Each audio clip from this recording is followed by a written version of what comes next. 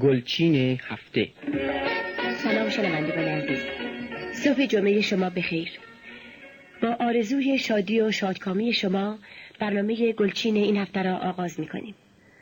همانطور که می‌دانید برنامه گلچین هفته گزارشی است از کارهای تولید موسیقی رادیو که طی این برنامه و با ارائه نمونه‌هایی از بهترین آثار موسیقی عرضه می‌شود.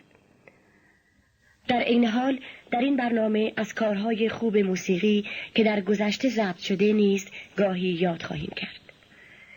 برنامه این هفته را با پیش درآمد ماهور از ساخته‌های درویش خان آغاز می‌کنیم. این پیش درآمد را گروه شیدا اجرا کرده است. یک شنبه هفته گذشته سال روز درگذشت درویش خان موسیقیدان قدیمی ایران بود. درویش که از نوازندگان زبردست تار در زمان خود به حساب می آمده، اساساً مبتکر پیش درآمد بوده و فرم پیش درآمد را برای اولین بار او در موسیقی ایران ابداع کرده است. مرحوم روح الله خالقی اولین برخورد خودش را با نوای دلانگیز تار درویش خان چنین شرح می دهد: بر حسب دعوت پدرم شبی به باغ ما آمد. محفل آراسته‌ای به پاس احترام او ترتیب دادند و حضار که اهل ذوق و دوستدار موسیقی بودند مقدم استاد را گرامی داشتند. اطراف حوض دایره شکلی را که در حاشیه شمعدانی‌های گل قرمز کاشته بودند فرش انداختند و همه با محبت و بیریا چهارزانو دور هم نشستند. ماه از پشت درختان دلربایی می‌کرد و با شکوهی تمام به بالا می‌خرامید. نسیم ملایم شهریور می‌وزید و حرکت شاخه‌ها زمین را سایه روشن می‌کرد. نوای لطیف سرانگشت گوهربار درویش خان رونق خاصی به محفل انس داده بود. مزراب ریز صاف پی در پی و نرمی و پختگی پنجه و حالت خوش سازش همه را ساکت و خاموش کرد. دفعه دیگر استاد تار را زمین گذارد و ستار را دست گرفت و شور بالا دسته را با کوک مخصوص خود نواخت که آیتی از لطف و زیبایی بود و هرگز اثرش با اینکه سالها از این داستان می‌گذرد از خاطرم محو نشده است. درویش خان با آن قیافه مهربان به همه یا پیرجان می‌گفت. تکه کلام عجیبی بود. هنگامی که این سه کلمه را ادا می‌کرد یک باره شکر از دهانش می‌ریخت. بله، این توصیفی بود از غلام حسین خان درویش، استاد تار و مبتکر پیش درآمد. روانش شاد و یادش گرامی باد. ما هم به یاد این استاد بزرگ پیش درآمد ماهورش را با اجرای تازه گروه شیدا عرضه می‌کنیم.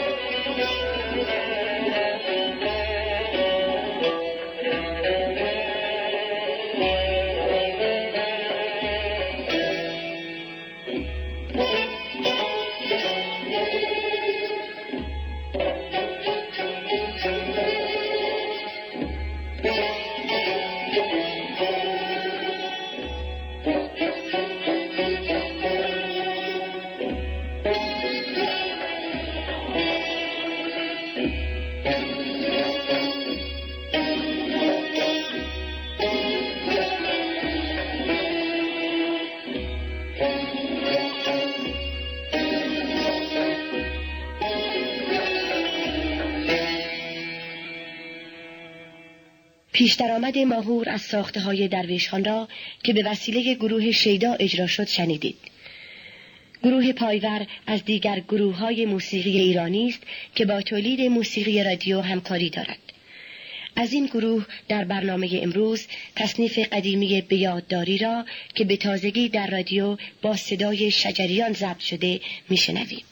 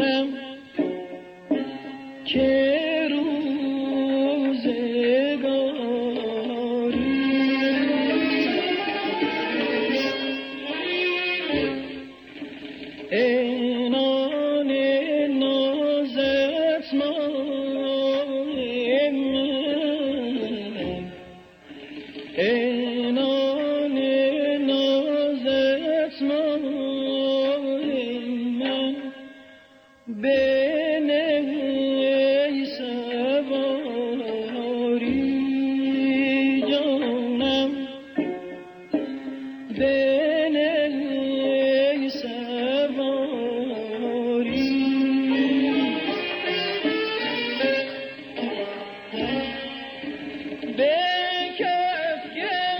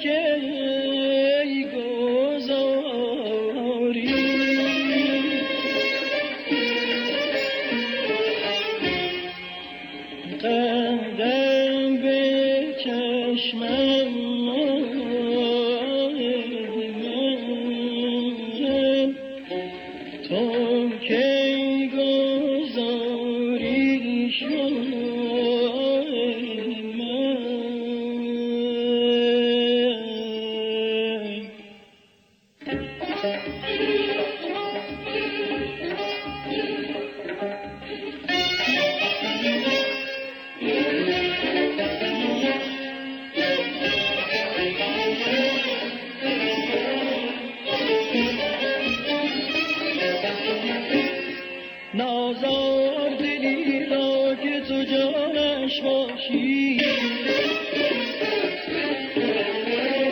معشوقه پیدا و نهانش باشی، زان می ترسم که از دل آزردن تو، زان می ترسم که از دل آزردن تو، دل خون شود و تو در میانش باشی، دل خون شود و تو در میانش باشی، دل خون شود و تو در میانش باشی.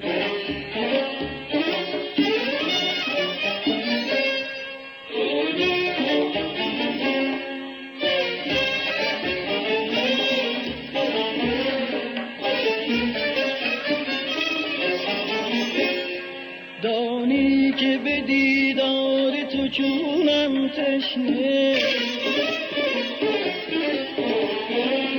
هر لحظه که بینمت فزونم تشنه، من تشنه آن دو چشم مخمور توام، من تشنه آن دو چشم مخمور توام، عالم همه زین سبب به خونم تشنه،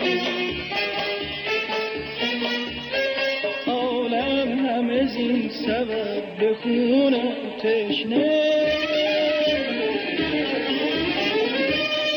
عالم همه زین سبب خونم تشنه.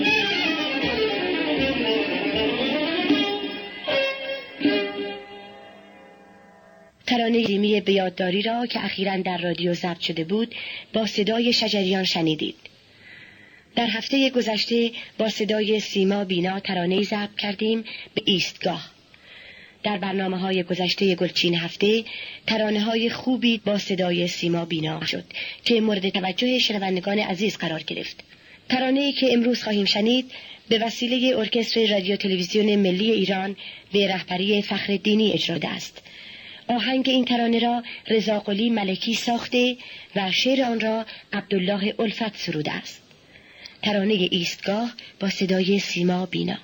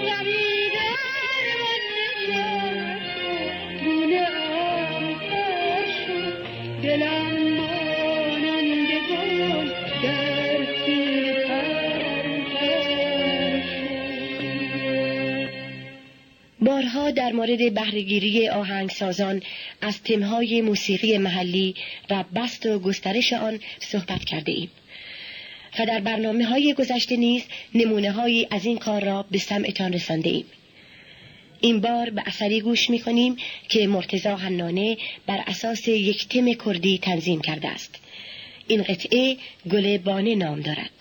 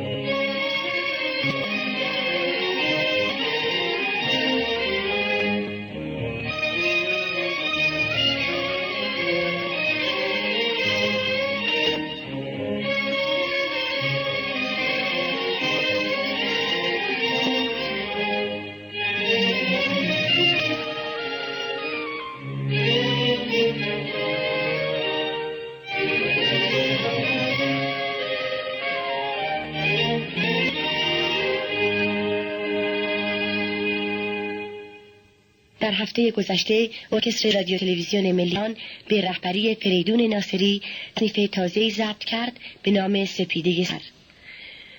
آهنگ این تصنیف را که با صدای خانم مرضیه ضبط شده است محمد رضا لطفی ساخته و شعر آن سروده رضوان است. این آهنگ در دستگاه ماهور است و آهنگساز سعی کرده است که چند گوشه از ماهور را به خوبی در این تصنیف به کار برد. ترانه سپیده سحر با صدای مرضیه.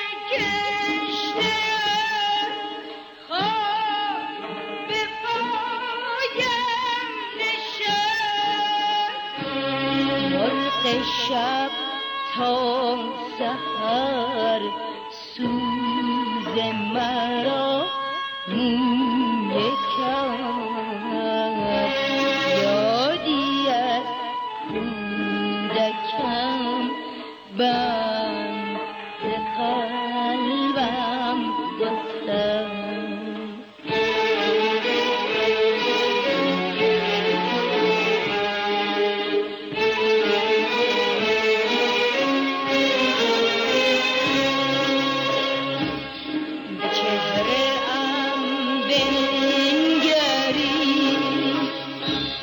غم چنین مگذرید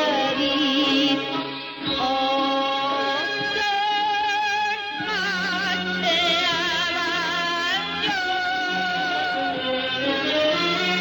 پشته من غم به دلم به راه من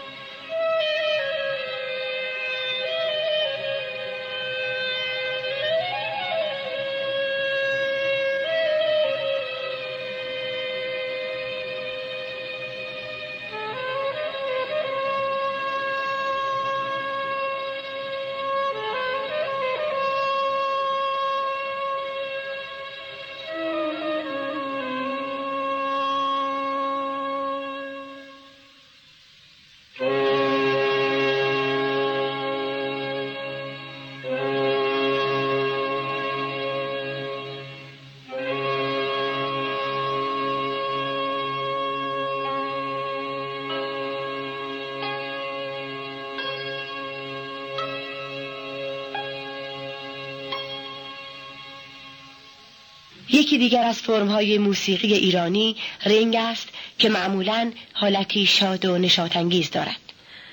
هفته گذشته ارکستر سازهای ملی رنگی اجرا کرد در دستگاه چهارگاه و از ساخته‌های مهدی خالدی که میشنوید.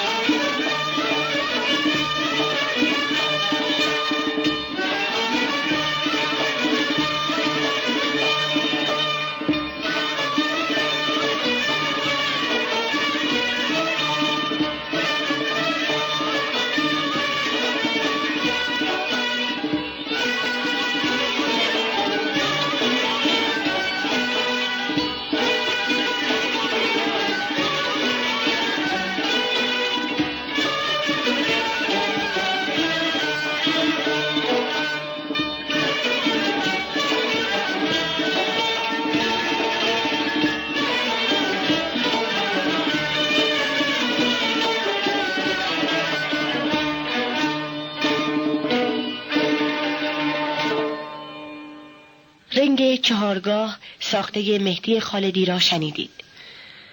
خالدی از هنرمندان با سابقه، از نوازندگان خوب ویولون و آهنگساز بازرگی است. بسیار بجا دیدیم که با یادآوری نام خالدی و اجرای کار تازه‌ای از او یکی از آهنگهایی را که سالها قبل برای صدای خانم دلکش ساخته است پخش کنیم. ترانه انتخابی ما آهنگی است به نام به کنارم بنشین که سالها پیش در رادیو اجرا شده است.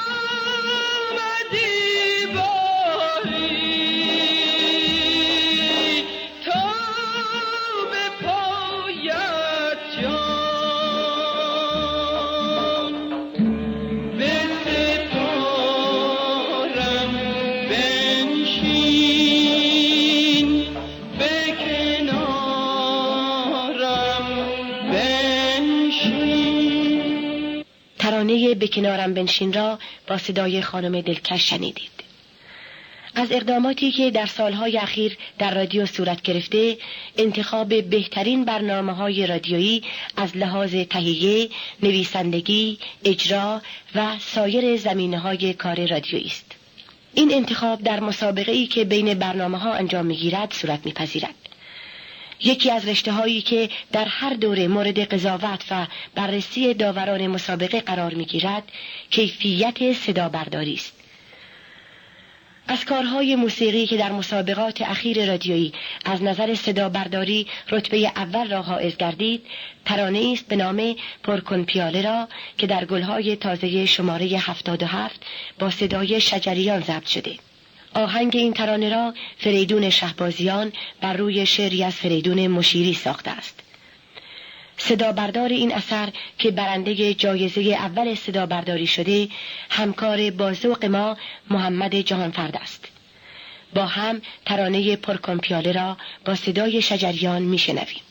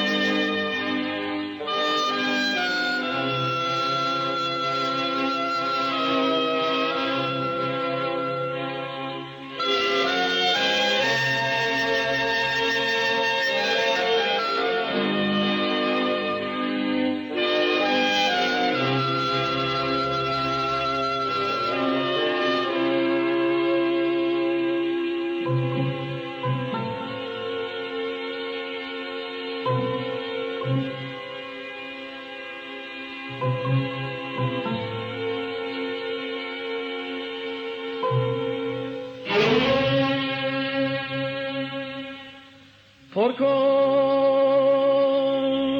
پیاله را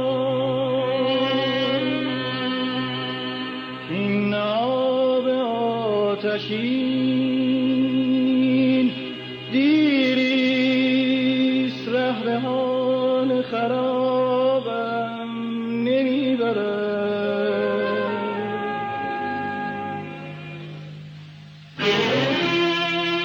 این جام ها که در پیم میشود تویی،